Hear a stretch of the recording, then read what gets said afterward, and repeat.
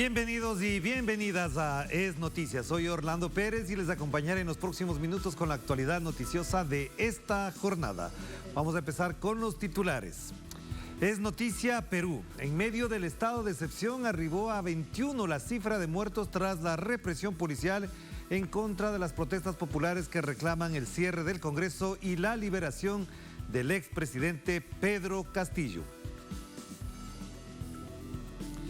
Y es noticia Venezuela. Miles de personas se concentraron en la nación sudamericana en solidaridad con el diplomático Alex Saab, quien fue secuestrado por el gobierno de Estados Unidos desde 2 años.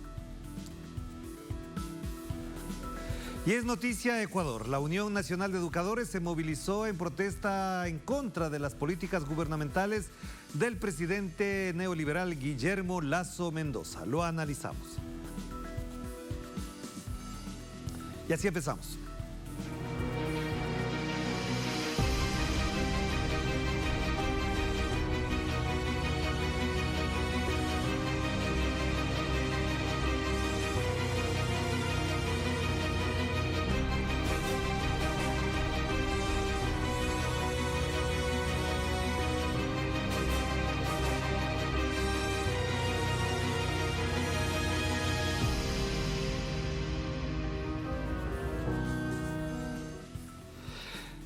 Es noticia Perú. En medio del estado de excepción arribó a 21 la cifra de muertes producto de la represión policial contra las protestas populares que reclaman el cierre del Congreso y la liberación del expresidente Pedro Castillo. En Perú la cifra de muertes producto de la represión policial llegó a 21 este viernes, tras el estado de emergencia y un toque de queda decretado por el gobierno de Dina Boluarte, debido a las movilizaciones populares que se mantienen en las calles, exigiendo el regreso del presidente Pedro Castillo. Los manifestantes y la misma ciudadanía denuncian la ejecución de parte de las fuerzas de seguridad contra el pueblo peruano de la región de Ayacucho. ¿Ya? Estoy aquí presente porque la verdad me harta la situación política. No estoy aquí por Pedro Castillo por defender ese gobierno. Estoy aquí porque lamentablemente el Congreso se ha acostumbrado a vivir del pueblo. Y los tombos toda la vida han reprimido al pueblo defendiendo intereses particulares y no a la población. Eso a mí lamentablemente me conmueve y estoy por eso aquí. No estoy defendiendo a Castillo, no es mi lucha Castillo. Mi lucha es que la democracia retorne a este país. El estado de excepción ordenado por quien funge como jefa de Estado desde la detención de Pedro Castillo se produce por el incremento de las protestas sociales que rechazan la investidura de Dina Boluarte como presidenta, exigen la disolución del Congreso y una asamblea constituyente, como lo había indicado el presidente Pedro Castillo antes de ser destituido y apresado. Es un total de 30 días de estado de emergencia decretados, no solo en Lima, sino en otras 14 provincias a lo largo del país. Al respecto, los movimientos sociales ratificaron que seguirán en las calles y continuarán el paro nacional hasta que Castillo sea restituido a su cargo de presidente. Yo como peruana tengo el derecho de defender mi país, tengo el derecho de defender la Constitución. Los señores policías, los señores de la prensa, los señores congresistas han pisoteado mi país. Los que estamos aquí listos hasta lanzar la última flecha en los corazones malos. Jangra, Sonjo, Guarmi, Dina Boluarte, que renuncie. Por eso estoy aquí. Pero la ciudadanía no solo rechaza a Boluarte, sino que manifiesta estar cansada de que el Congreso quite y ponga presidentes a su antojo. En medio de las protestas se anunció inicialmente una condena a 18 meses de prisión preventiva contra el exmandatario Pedro Castillo, y horas después, el Instituto Nacional Penitenciario decidió que el presidente Castillo fuese clasificado en el régimen ordinario y fuese trasladado al centro penitenciario de Barbadillo. Al respecto, el extitular de la cartera de salud afirmó que el expresidente fue trasladado sin que se le respetaran sus derechos. Yo creo que el presidente ha sido maltratado y está siendo maltratado, ¿no? Si había que investigar algo, había que investigar, pero se lo ha tratado de la peor manera, ¿no? Sin respetar la investidura, sin un antejuicio, ¿no? Me parece que esas cosas deben haberlo afectado en lo personal, ¿no? Además de toda la situación que tiene que enfrentar. Ante lo que ocurre en el país, la Oficina del Alto Comisionado de las Naciones Unidas para los Derechos Humanos emitió un comunicado en el que denunció el aumento de la violencia y represión y llamó a implementar estándares de la ONU sobre la protesta pacífica en pos de proteger los derechos humanos. Y para informarnos mejor de lo que ocurre en este momento, nos conectamos con Lima. Ya se encuentra Jaime Herrera, quien lo vemos precisamente por las calles céntricas de Lima. Jaime, ¿qué está pasando? Cuéntanos hasta dónde van a llegar estas manifestaciones y cuál es el balance que haces de esta jornada. Te escuchamos. Buenas noches, Orlando. Una jornada, igual que la de ayer, bastante complicada, bastante compleja por la cantidad de fallecidos que van aumentando, producto de la represión y producto de los enfrentamientos, de la confrontación que existe entre el pueblo, que está en las calles, el ejército y la policía. Hoy, en este preciso momento, aquí en la Plaza San Martín, hay una masiva movilización que ha estado tratando de llegar a algunos puntos, dirigirse al Congreso, por ejemplo. Sin embargo, la policía no lo ha permitido. Estas protestas son absolutamente pacíficas, tal como lo hemos podido notar. Pero hay otros puntos que se van sumando al tema de rechazo, al tema de la protesta en las calles. Esta tarde, por ejemplo, el Congreso de la República no dio pase al adelanto de las elecciones. Tan solo poco más de 60 votos. La derecha, el fujimorismo prácticamente no lo aceptaron, no lo permitieron, y esto ha generado de que no tengamos por lo pronto una posibilidad de adelanto de elecciones, por lo menos para el año 2023. Lo que pasa es que el fujimorismo y la derecha rechaza que este proyecto de ley, esta propuesta, incluya la convocatoria a un referéndum para una asamblea constituyente. Y otro de los temas es, tal como lo mencionabas ya,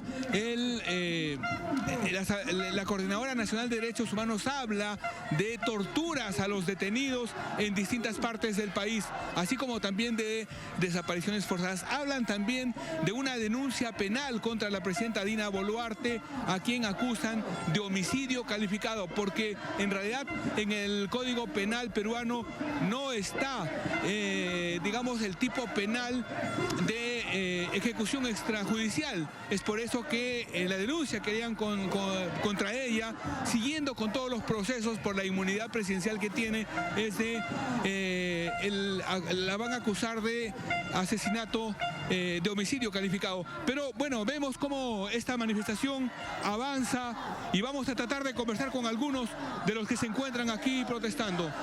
Buenas. Continúa la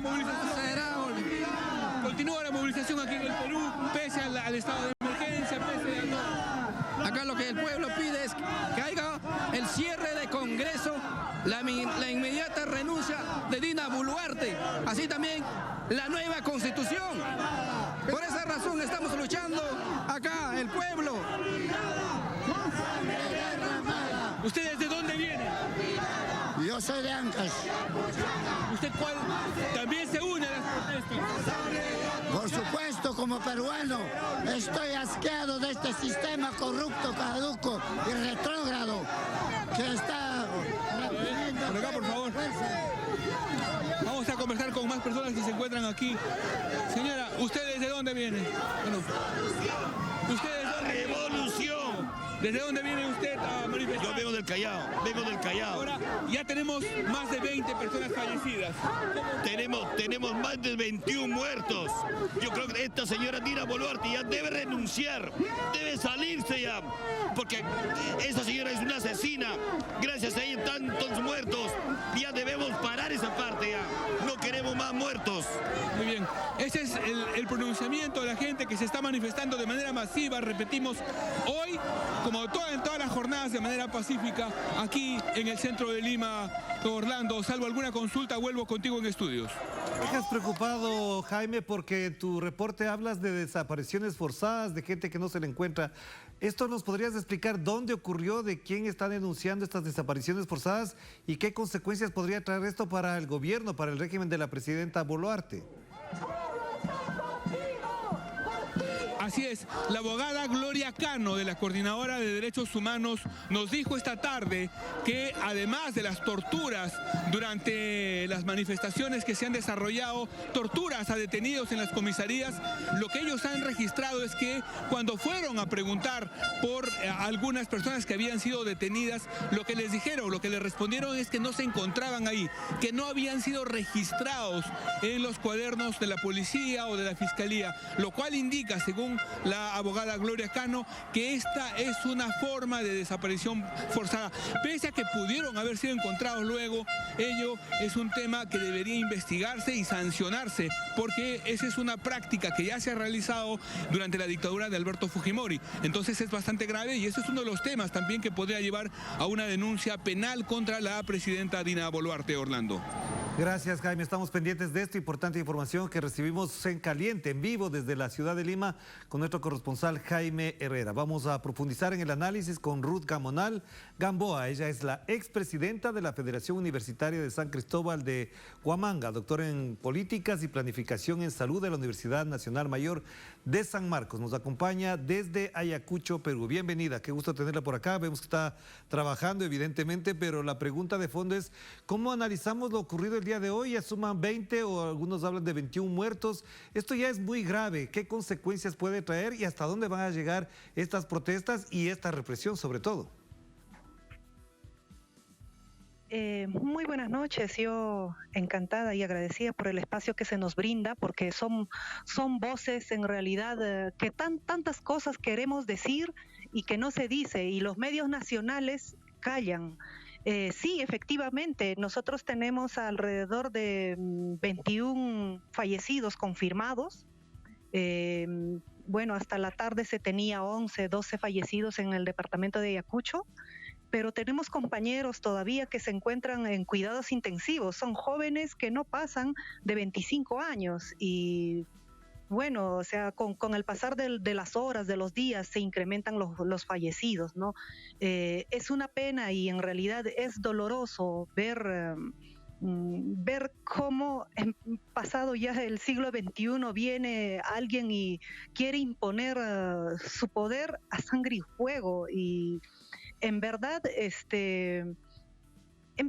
lo que yo creo es que nosotros ya veníamos atravesando una frágil gobernabilidad acá en el Perú, porque el constante enfrentamiento entre los dos poderes, que es el legislativo y el ejecutivo, se ha hecho una constante, pero este hecho tenía detrás otro grupo humano, que son los poderes fácticos que hacen que suceda esto, ¿no? La oligarquía en el Perú es sanguinaria. Yo no sé si en todos los países son así, pero aquí en el Perú son crueles, son incapaces de respetar su propia constitución, incapaces de mantener su propia gobernabilidad sin armas, sin una dictadura, violentando la propia constitución que ellos lo han hecho. O sea, esta constitución amañada que favorece a los ricos, a la clase que gobierna este país, lo han hecho ellos. Es la constitución del 93. Aún así, ellos no lo han respetado, no lo respetan. Ahora, pasamos yo creo que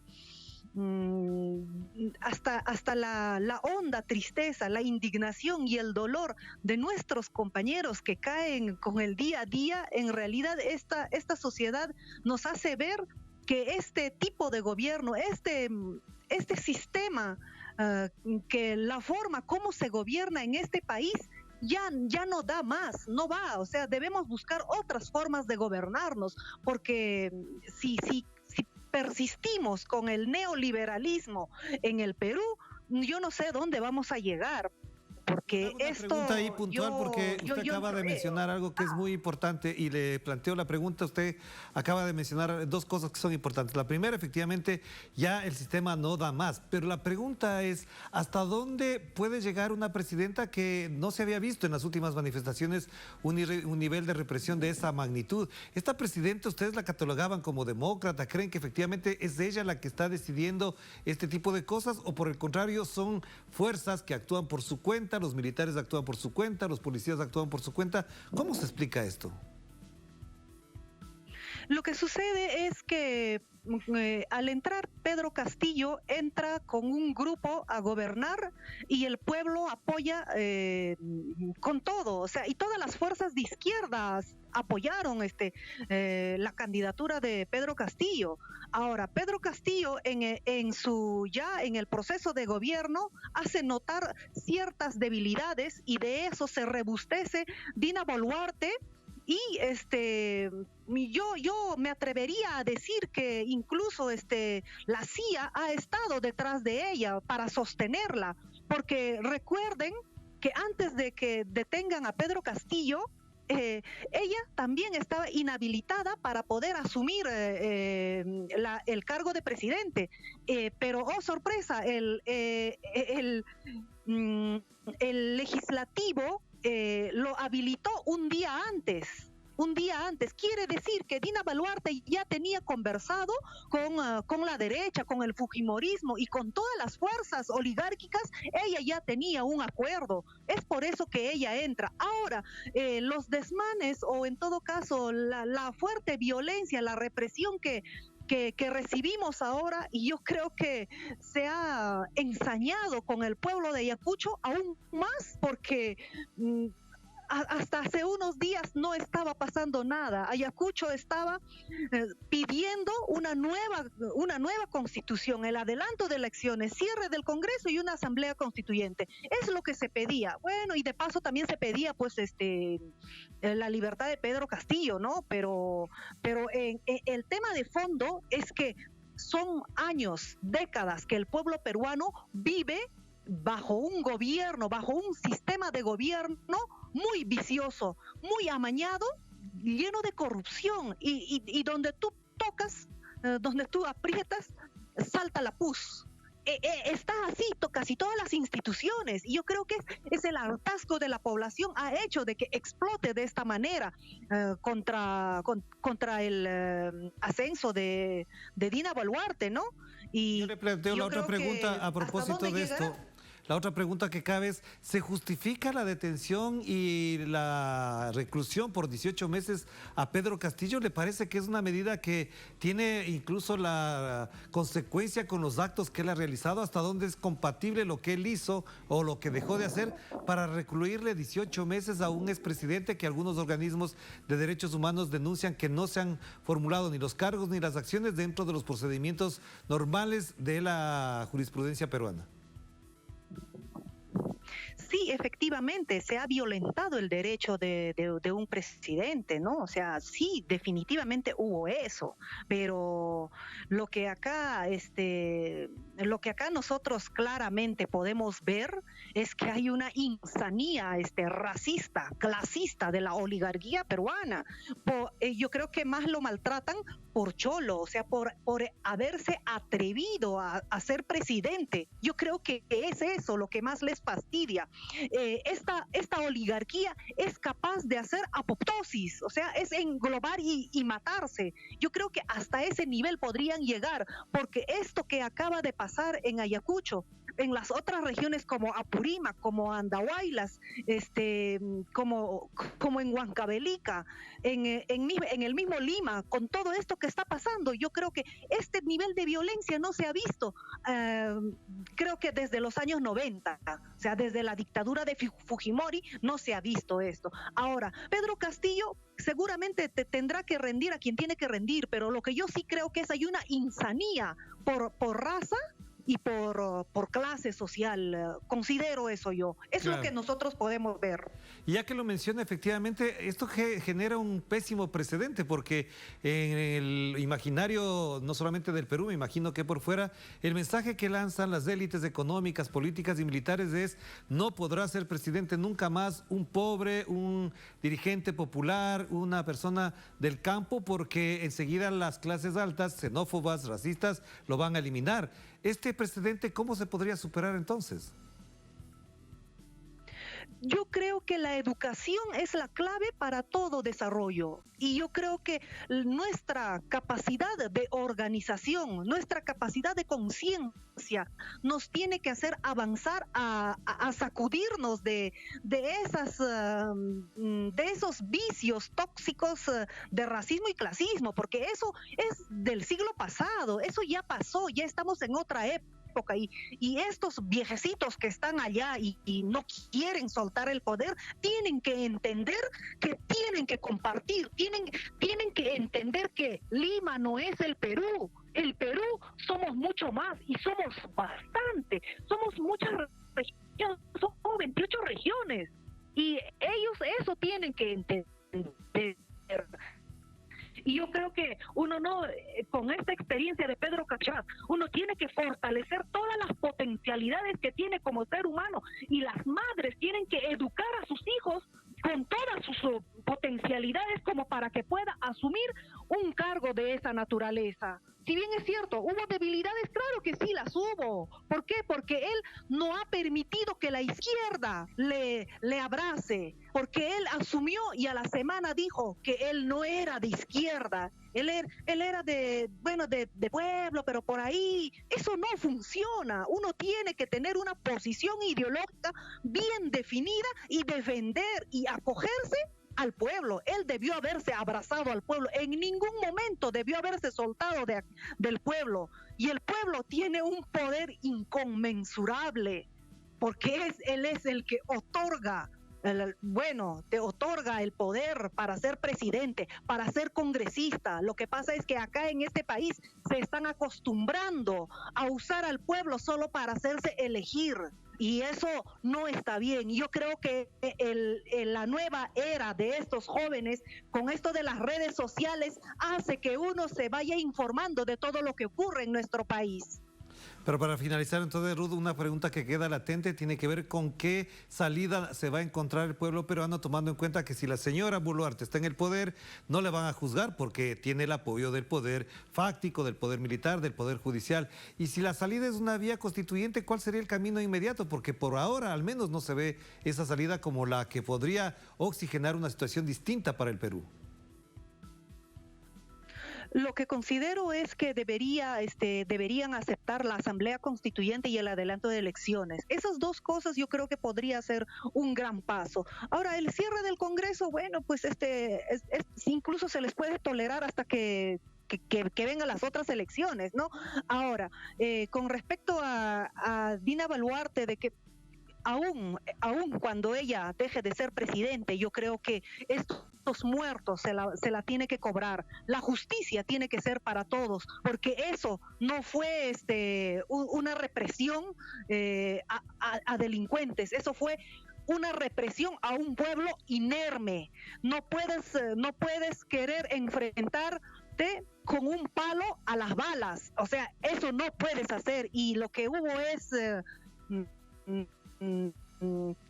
crímenes del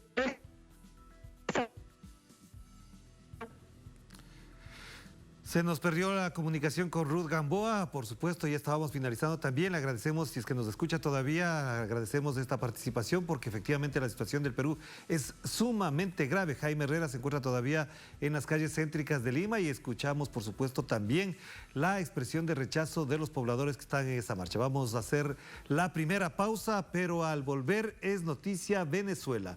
Miles de personas se concentraron en la nación suramericana en solidaridad con el diplomático Alex Saab, quien fue secuestrado por el gobierno de Estados Unidos desde hace 2 años.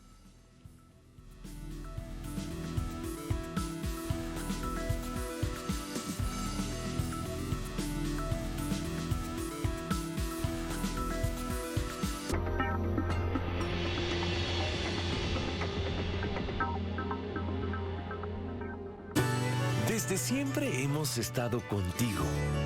Nos ha inspirado mantenerte cerca. Nos encanta ver todo lo que logramos juntos cada vez que nos conectamos. Nos abrazamos. Nos reímos. Cada vez que nos apoyamos. Que soñamos. Y lo que hacemos posible juntos es solo el principio. Conectamos tu vida. Avanza con Movistar 4G Plus.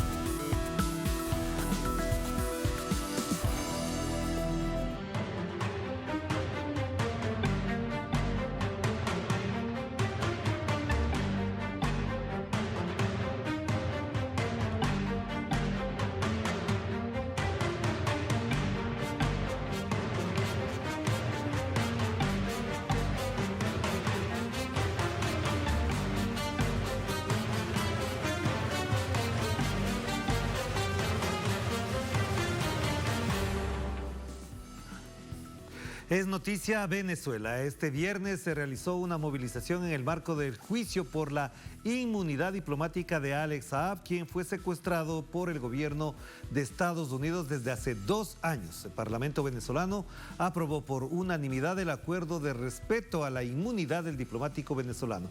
Lo analizamos. Estados Unidos, que tiene encarcelado a un diplomático venezolano y su inmunidad fue violada. Y nosotros convertimos los 16 de cada mes, que eran 16 de mucho dolor, nosotros lo convertimos en día de lucha, porque el 16 fue el día que fue secuestrado por segunda vez a Alex por parte de los Estados Unidos, que fue puesto en duda su nombramiento, que fue puesta en duda su inmunidad diplomática. Pero nosotros, en esta audiencia probatoria que se llevaron a cabo hace 3 días, nosotros logramos desmontar, logramos destrozar toda esta mentira y locura que ellos trataron de exponer. Van 917 días de la detención ilegal de Alex Saab. Justo cuando viajaba, estaba en una misión humanitaria en el peor momento del bloqueo de Estados Unidos en contra de Venezuela. Alex Saab era uno de esos hombres y mujeres dignos que fueron por todo el planeta arriesgando su seguridad y arriesgando su propia vida para burlar acciones que están reñidas con el derecho internacional. El bloqueo brutal sometido por Donald Trump en contra de la patria venezolana.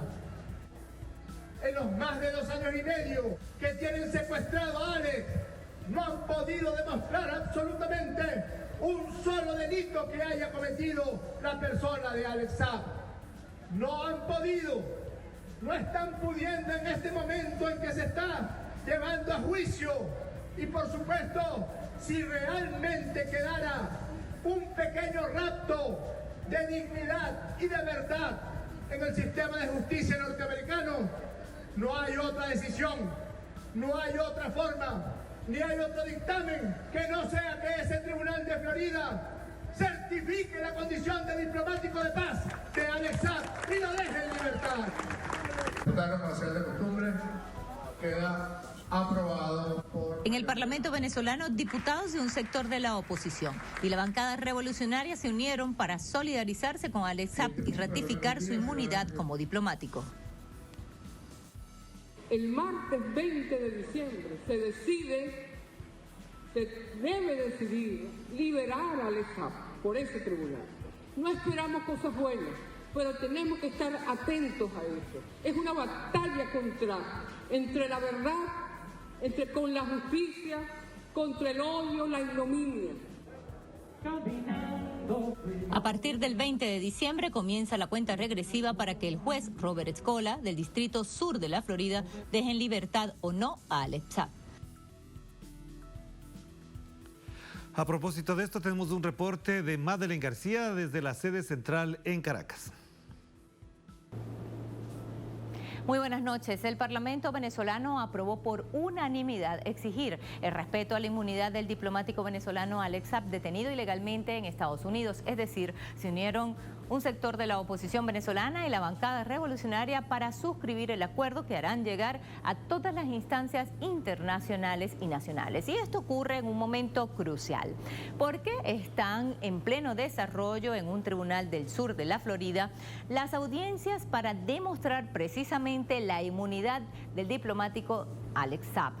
La defensa hace 3 días promovió 5 testigos donde demostraron, entre otras cosas, su nombramiento, la legalidad de la Gaceta Oficial donde salió reseñado su cargo, mientras la Fiscalía no pudo demostrar absolutamente nada. Pero esta acción política de la Asamblea Nacional estuvo acompañada por una concentración, como todos los 16 de cada mes, del movimiento Free Alex Saab.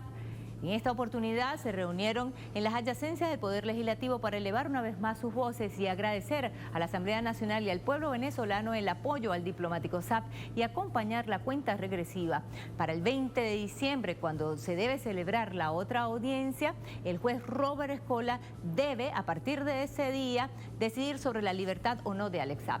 Las cartas están echadas y como dijo Camila Fabri de Saab, su esposa joven, Estados Unidos lo secuestró y puso en duda su nombramiento, su inmunidad diplomática, pero en la audiencia probatoria que se llevó a cabo hace 3 días se pudo demostrar, se logró destrozar toda la mentira, toda la locura que ellos trataron de exponer. Lo cierto es que van 917 días de la detención ilegal de Alex Saab, justo cuando viajaba para cumplir una misión diplomática y humanitaria en el peor momento del bloqueo de Estados Unidos en contra de Venezuela, y fue en búsqueda de alimentos y medicinas para abastecer a la población en plena pandemia. Y como dijo también Jorge Rodríguez, Alex Saab era uno de esos hombres dignos que fueron por todo el planeta arriesgando su seguridad y arriesgando su propia vida para burlar las acciones que están reñidas con el derecho internacional, el bloqueo brutal que fue sometido el pueblo venezolano por parte de Donald Trump. Y ese es el único delito por el cual vuelcan sobre Alex Saab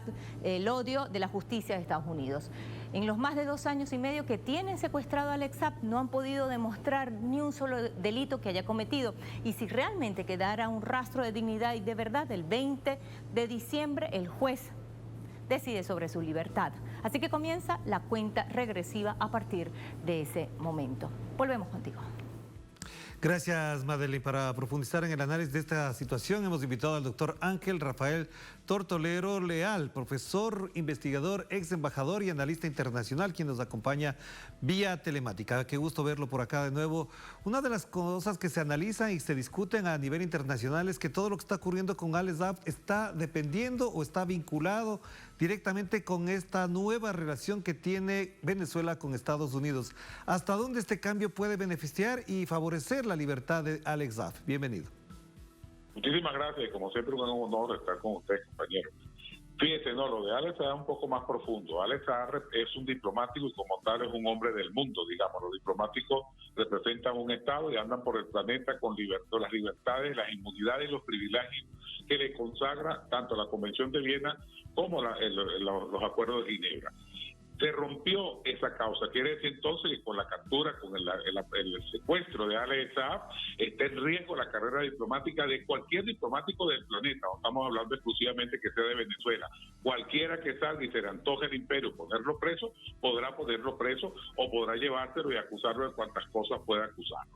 Alex Saab es un héroe y no me cabe la menor duda que es un héroe que arriesgando su vida, su patrimonio y su deseo de servir a Venezuela salió en búsqueda de alimentos, medicinas e insumos para esta Venezuela que estuvo oprimida, que todavía continúa estando bloqueada y sancionada. Ahora bien, en este nuevo marco de las conversaciones no hay negociación posible con Alex Saab, porque Alex Saab no hay nada que negociar, es simplemente demostrar que es un diplomático y como tal se cometió una afrenta. Ahora, desde el punto de vista político, ¿se ha flexibilizado la acción? No, indudablemente que no, porque de haber sido así, hubiese liberado a Alex Saab tal cual como liberó el Estado venezolano, el gobierno del presidente Nicolás Maduro, ha liberado a otros detenidos en Venezuela pertenecientes a los Estados Unidos. Entonces, por tanto, estamos en un proceso muy, muy delicado. Aspiramos que Alex Saab vuelva a la patria, sea liberado inmediatamente. Exigimos en nombre de la diplomacia internacional, en nombre de los valores y los derechos que consagran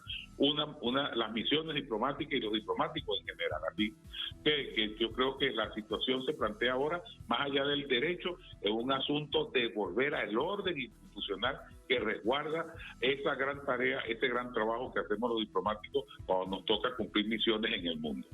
Claro, pero frente a eso también hay otra realidad y hay que estar consciente de que Estados Unidos vive en plena impunidad.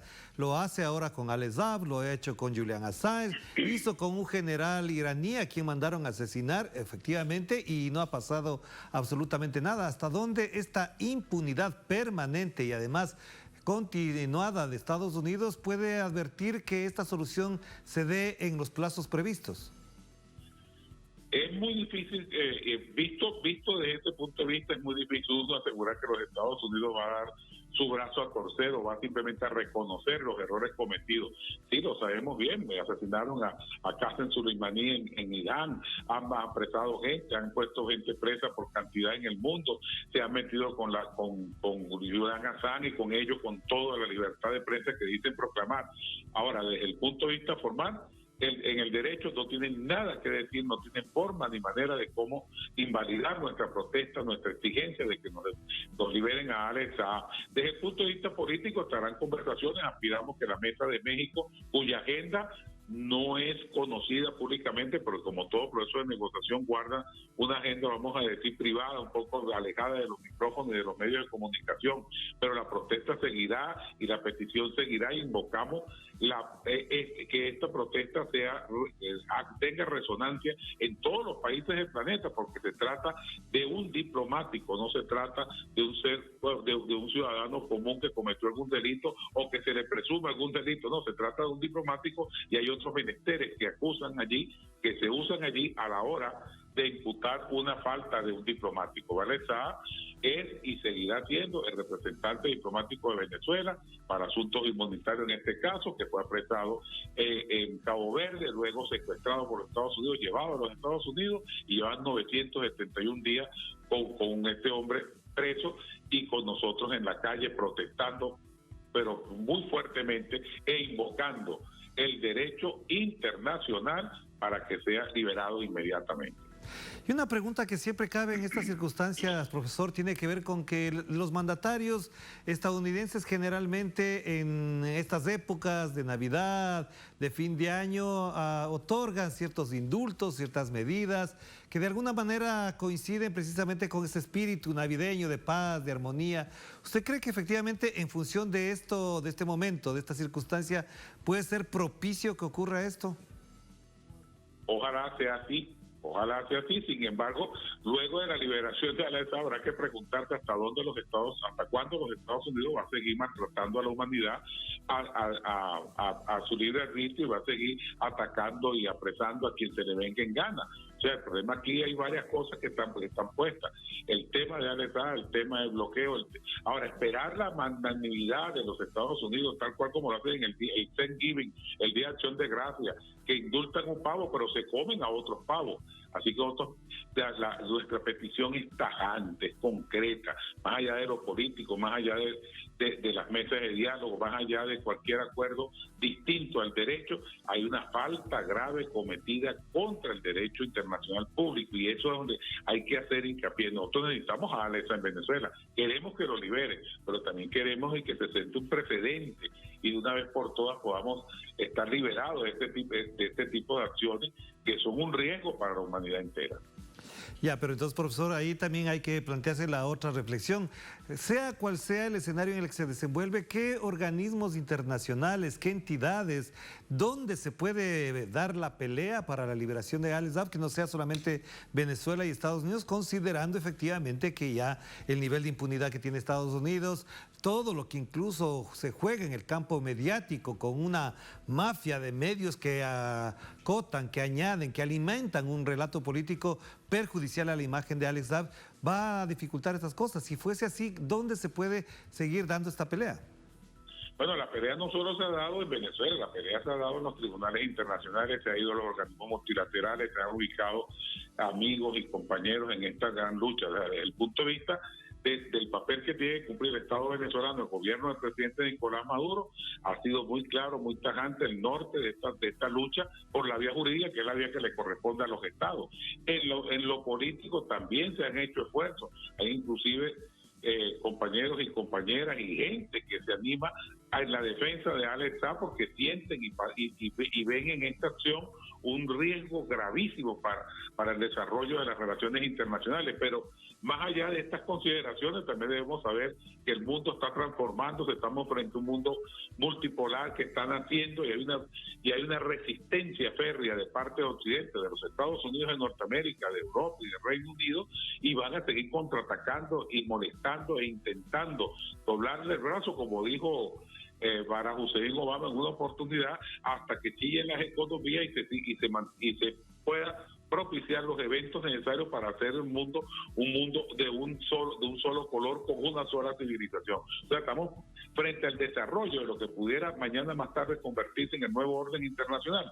Tal vez la lucha es férrea, muy fuerte, y las batallas se están dando y se seguirán dando. Falta mucha agua que pase por debajo del puente, pero seguiremos luchando. Alex Saab es un hombre libre, es un diplomático venezolano, Los Estados Unidos de Norteamérica no son el policía del mundo y el planeta entero así lo está reconociendo y lo está sabiendo y está tomando acciones al respecto.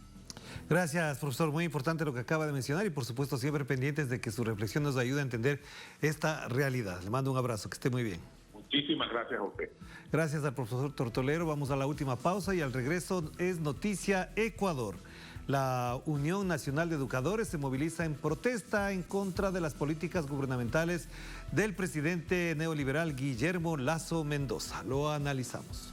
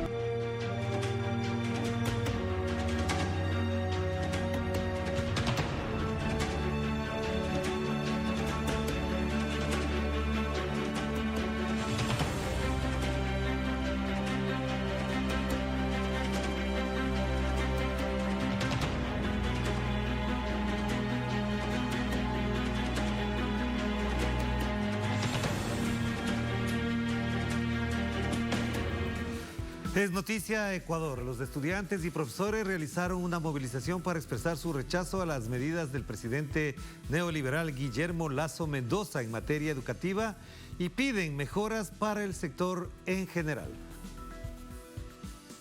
Profesores universitarios se movilizaron este viernes en manifestación para demandarle al mandatario ecuatoriano el aumento presupuestario y mejoras salariales a todo el gremio del sector educación del país suramericano, donde se incluye el pago de equiparación salarial a un aproximado de 30.000 docentes, que hasta la fecha no reciben este beneficio. A esta concentración se sumaron los estudiantes.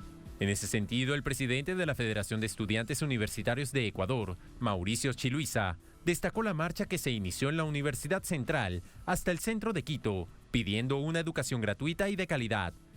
Nosotros, como Federación de Estudiantes Universitarios del Ecuador, hemos cumplido 80 años de historia, 80 años de lucha, y en el marco de esta lucha, de estas reivindicaciones, vamos a desarrollar nuestro 48º Congreso Nacional en la Universidad Central de la ciudad de Quito, en el cual vamos a debatir algunos elementos centrales y muy importantes que tienen que ver con la situación internacional, la situación nacional, la realidad de la educación pública, de la educación superior, también la situación de la mujer universitaria y sobre todo en el marco de debatir la reforma a la Ley Orgánica de Educación Superior, que fue una propuesta realizada por la FEUE Nacional y por los diferentes gremios universitarios, es decir, docentes y trabajadores, en el cual planteamos la reforma de 80 articulados. El secretario general de esta organización estudiantil, Neri Padilla, detalló los puntos que los llevaron a movilizarse en la capital del país. Así como protestaron para solicitar más partidas para el ingreso al magisterio, los profesores y profesoras pidieron más seguridad para los planteles. Esto motivado al acrecentamiento de las bandas criminales a la comunidad de estudiantes. Para profundizar en el análisis de esta protesta, de esta situación política que vive el Ecuador, hemos invitado al economista Juan Fernando Terán. Como saben, él es profesor universitario, analista económico, nos acompaña desde Quito, Ecuador. Juan Fernando, qué gusto verte por acá. Bueno, de entrada una aclaración que sí es importante hacerla. Estos sectores que ahora protestan desde la Unión Nacional de Educadores fueron los que apoyaron al presidente, al candidato en ese entonces, Guillermo Lasso Mendoza. ¿Cómo se entiende entonces que ahora ellos, que de una u otra manera plantearon no votar por Andrés Arauz y sí por Guillermo Lasso, ahora protesten contra él? Bienvenido. Muchas gracias por estar con ustedes nuevamente. Mira, quisiera comenzar destacando algo que lamentablemente hay que decirlo. Las movilizaciones que hoy tuvieron lugar en el Ecuador no fueron significativas ni en términos numéricos ni en forma de calidad política. Los maestros ecuatorianos han perdido capacidad de convocatoria, han perdido capacidad de lucha y han perdido el horizonte político. Y la demostración de eso es la situación en la cual están en este rato. Como tú señalabas hace un instante, fueron ellos quienes a través de un supuesto voto ideológico de rechazo a lo que no parecía una alternativa de izquierda, facilitaron que este gobierno llegue al poder. Entonces es paradójico. Ellos son sus propios victimarios. Ellos son los que han generado esta situación. Pero ¿qué implica esta situación más allá de un gremio? Quiero ubicar eso señalando unos pequeños datos que permiten ver qué es lo que está sucediendo. El Ecuador es un país que tiene más de 15 millones de habitantes en este instante. Y su planta de profesores no llega a 150,000 profesores. Esa es la realidad del país. En términos más exactos, los profesores que hay en el país son 110,000, de los cuales 30,000 no reciben salarios hasta este instante. Eso refleja la magnitud del drama ecuatoriano. La educación es algo que permite el desarrollo a largo plazo, pero con esas cifras está más que evidente que este gobierno no quiere que exista un buen sistema educativo. Pero repito, la culpa es de ellos. Ellos son los que generaron esta situación. Y lo paradójico de esto, repito, es, según los datos de la Unión Nacional de Educadores, en los últimos 2 años se despidieron 10,000 profesores, 10,000 de sus agremiados, en los 2 años en los cuales está en el poder este gobierno. Entonces, lamento decirlo, pero se tienen lo que se merecen, ¿no? Claro, pero Juan Fernando, si 10,000 profesores han sido expulsados, botados a la calle, no se vieron 10,000 en la calle precisamente protestando para que lo regresen al menos. Lo que sí me parece trascendental es hasta dónde va a soportar todo esto, porque revisando las cifras del presupuesto general del Estado del próximo año 2023, que ya está en manos del Ejecutivo y el Ministerio de Finanzas tiene que ejecutarlo, ahí se habla de parte del ministerio y del presidente de que hay 15,000 millones de dólares de inversión social, pero ya revisando y desglosando, y tú sabes mejor que yo, ahí lo que se plantea como parte de la inversión social son los sueldos de los profesores. Entonces, ¿hay inversión social? ¿Hay aporte a la educación? ¿O por el contrario, es una cifra redonda para ocultar otros gastos? Mira, la derecha en América Latina suele jactarse de que no gasta, de que no fomente el crecimiento del presupuesto en gasto corriente, que son sueldos o salarios, y que se supone que la derecha fomenta cosas e inversiones a largo plazo. Pero resulta que con el gobierno de Lasso no suceden ni las dos cosas. No hay ni inversión física en el sector educativo, inversión que tiene que ver con plantas, con construcciones, con nuevos edificios. No hay esa inversión física y apenas pueden pagar sueldos, pueden pagar salarios. Entonces tenemos un gobierno que es absolutamente caótico y la pregunta es ¿por qué? ¿Esto es simplemente por miopía ideológica? No. El asunto es tan simple como el siguiente. Este gobierno tiene vendida el alma al Fondo Monetario Internacional y tiene que pagar la deuda externa. Entonces lo que hacen es quitar del sector social dinero, no utilizarlo, no ejecutar el presupuesto del sector social de salud y de educación para tener ese dinero listo para el pago de la deuda externa, para los desembolsos periódicos que se hacen. Entonces no se trata de una situación en la cual el país simplemente no tenga ingresos. Ya no estamos en la pandemia, ya no estamos en una crisis abismal en el sentido de que no existan ingresos fiscales y a pesar de eso no hay pago a los profesores, no hay inversión en el sector de educación. Repito, la estrategia es no hacer obras, ni salarios, ni aumentar la condición de vida de los trabajadores de la educación para ese dinero destinarlo al pago de la deuda externa. Y todo esto lo tienen la culpa los propios maestros. Y sí hay que recordar eso, porque se nos vienen elecciones provinciales en este país. Y no sería nada pertinente que una vez más, por pruritos ideológicos, por doctrinas ideológicas, no se den cuenta de dónde están los intereses populares.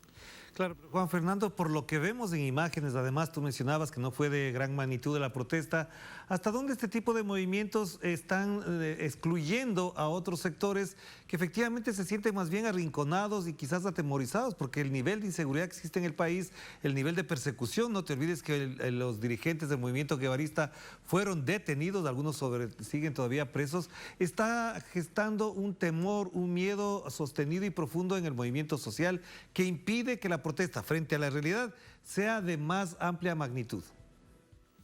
Hace un rato señalaba el dirigente estudiantil que la organización de estudiantes en el Ecuador tiene 80 años. Así es. También los maestros tienen más de 50 años de existencia en el país. Y en algún momento fueron una fuerza que convocaba políticamente y que representaba a la sociedad. Pero este rato, con lo que está sucediendo en el Ecuador, no logran ampliar la convocatoria, no logran generar ecos sociales por una simple y sencilla razón. La educación está siendo vista por la población como un lujo. Cuando tú tienes que ya sacaste a tus hijos del sistema educativo, porque ya no tienes cómo mantenerlos en el sistema educativo, cuando tú como padre tienes que emigrar fuera del país, resulta que también te empieza a importar poco lo que sucede con el sector educativo. Las familias de menos ingresos en el Ecuador ya no ven a la educación como una opción de ascenso social, como sí fue durante los 10 años en los cuales gobernó el economista Correa, donde la educación fue una forma de ascenso social, como lo ha sido en los gobiernos progresistas de América Latina. Pero este rato ya no. Entonces, ¿por qué no tienes gente apoyando a los maestros en la calle? Como sí veíamos cuando en las décadas pasadas. ¿Por qué la gente no sale con los padres, con los hijos a protestar? Porque ya la educación la ha destruido este gobierno. El proyecto neoliberal que lastimosamente el dogma ideológico de sectores de la izquierda permitió que llegue al poder. Y para cerrar entonces una pregunta que es clave, a pesar de que no está ligada directamente con el tema que nos convoca para hablar de la marcha, sino más bien de la situación en general del país. Hace pocos días, si no me equivoco 2 máximo, el gobierno se jactaba de que hace 25 años no se lograba un acuerdo con el Fondo Monetario Internacional, que ahora gracias a la política del gobierno de Lenín Moreno y de Guillermo Lasso se ha logrado. ¿Hasta dónde estos 700 millones, o si me equivoco me corregirás, efectivamente van a alimentar el presupuesto del Estado, el gasto corriente o lo que tú mencionabas va a ser directamente para el pago de la deuda externa? Siendo así, si es lo segundo, ¿qué implica eso para el Ecuador? Mira, es para el pago de la deuda externa, no hay que hacerse líos en ese asunto. Es dinero que entra para volver a salir. A mí me parece que hay una cosa más interesante que destacar y si me permites quiero ser un poco irónico. El día de hoy el embajador norteamericano dijo que la justicia en el Ecuador está tomada por el narcotráfico. Un par de meses atrás dijo que la policía estaba tomada por el narcotráfico y que el ejército estaba tomado por el narcotráfico. Lo dijo el embajador norteamericano. A mí me parece que si el gobierno de Lasso no es capaz de manejar este país, mejor cédale a la embajada del gobierno de este país de manera más directa. Eso sí parece que saben cómo hacer las cosas. De repente, hasta la embajada norteamericana tendría una opción mejor para mejorar la educación en el país. Así, en ese nivel estamos. El problema entonces no es acordar con el Fondo Monetario Internacional. El problema este rato es que hay tal desgobierno que la embajada norteamericana tiene que decir públicamente por dónde van los problemas. Ese es el país del neoliberalismo con Lasso. Gracias, Juan Fernando. Lamentablemente este fin de año no son noticias positivas, los balances por el contrario son bastante negativos para el Ecuador. Te mando un abrazo, que estés muy bien. Igualmente.